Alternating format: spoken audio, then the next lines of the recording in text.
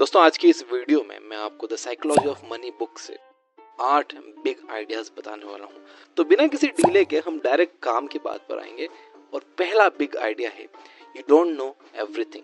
हम हमारे एक्सपीरियंसेस के बेस पर कोई भी राय बनाते हैं। थोड़े से एक्सपीरियंस पर कई लोग ये मानने लग जाते हैं कि उन्हें इस दुनिया के बारे में सब कुछ पता है, लेकिन वो ये बात भूल जाते हैं कि दुनिया में 800 करोड़ लोग हैं और हर इंसान की अपनी अपनी अलग राय है और हर कोई अपनी दुनिया में सही भी है। एक चीज जो किसी को बिल्कुल सही लग रही वो हो सकता है कि किसी और को पागलपन लगे। The psychology of money book में ऑथर मॉर्गन हाउसेल कहते हैं कि पैसों के लेकर आपका एक्सपीरियंस दुनिया में जो कुछ भी हुआ है उसका 0.0000001% हो सकता है, लेकिन 80% एक्सपीरियंस आपका वो होता है जो आप सोचते हो कि दुनिया कैसे चलती है। यानी आसान शब्दों में कहें कि हम ज्यादातर वही बातें मानते रहते हैं जो हमारे बिलीफ में बैठी हुई है। जैसे अगर किसी के अंकल को 20 साल पहले स्टॉक मार्केट में नुकसान हो गया था तो हम ये मान के बैठ जाते हैं कि स्टॉक मार्केट में सिर्फ नुकसान ही होता है। जैसे अगर किसी के मामा को रियल एस्टेट में नुकसान हो गया तो हम ये मान कर बैठ जाते हैं कि रियल एस्टेट में तो नुकसान ही होता है। किसी के भाई का बिजनेस डूब गया तो हम ये मान के बैठ जाते हैं कि बिजनेस तो बिल्कुल नहीं करना है। एक और एग्जांपल देता हूँ। 1970 में पैदा हुए लोगों ने इंडेक्स फंड का बूम देखा होगा। उन्हें इंडेक्स फंड सबसे अट्रैक्टिव इन्वेस्टमेंट लगेगा, जबकि 90s में पैदा होने वाले लोगों को क्रिप्टो करेंसी अट्रैक्ट कर सकती है।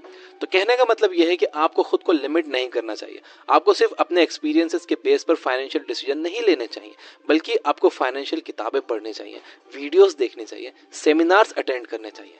जहां से भी आप दूसरों के एक्सपीरियंसेस से सीख सकते हो, जहां से भी आपको और इन्फॉर्मेशन मिल सकती है, आपको पूरी कोशिश करनी चाहिए वो इन्फॉर्मेशन लेने के लिए। और फिर आपको अपने फाइनेंशियल डिसीजन इस इन्फॉर्मेशन और एक्सपीरियंसेस के बेस पर लेने चाहिए, इमोशन के बेस पर नहीं।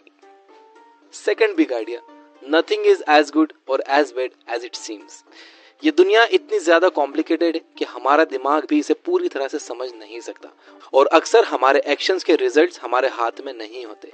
हमारा रिजल्ट्स पर कोई कंट्रोल नहीं होता। जैसे कि मान लो कोई एंटरप्रेन्योर है, उसने एक बहुत अच्छा प्रोडक्ट बना लिया है। अब उसे लग रहा है कि टाइमिंग भी सही है और कंज्यूमर सेंटिमेंट भी उसके फेवर में, लेकिन कोई डिजास्टर आ जाता है और सारा मार्केट डिस्टर्ब हो जाता है और उस एंटरप्रेन्योर का प्लान बेकार हो जाता है, जैसे कि 2020 में कोविड के दौरान हुआ था। ऐसे रिस्क का कोई अंदाजा नहीं लगा सकता। ऑथर मॉर्गन हाउसेल कहते हैं कि नथिंग इज एज गुड और as bad as it seems, यानी जो दिख रहा है वो उतना अच्छा या उतना बुरा नहीं होता। जब भी आप फाइनेंशियल डिसीजन लो, चाहे खुद के लिए या दूसरों के लिए, आपको उसमें लक और रिस्क को ध्यान में रखना चाहिए। कोई भी एक सक्सेस स्टोरी सुनकर, किसी की स्टोरी फोर्ब्स में देखकर डिसीजन नहीं लेना चाहिए, या किसी का एक फेलियर सुनकर आइडिया भी ड्रॉप नहीं करना चाहिए। हो सकता है कि उन लोगों को किसी आउटसाइड रीजन की वजह से सक्सेस मिली हो या फेलियर मिला हो।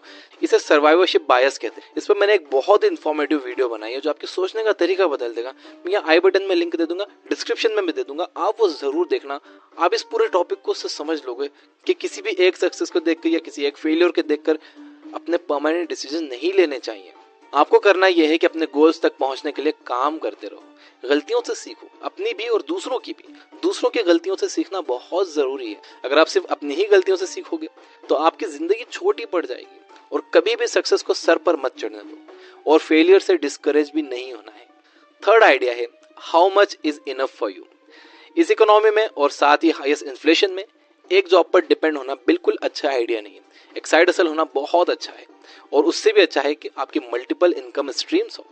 लेकिन खुद से पूछिए कि आपके लिए कितना पैसा काफी होगा, क्योंकि हमेशा पैसों के पीछे भागना आपकी मेंटल हेल्थ के लिए सही नहीं होगा।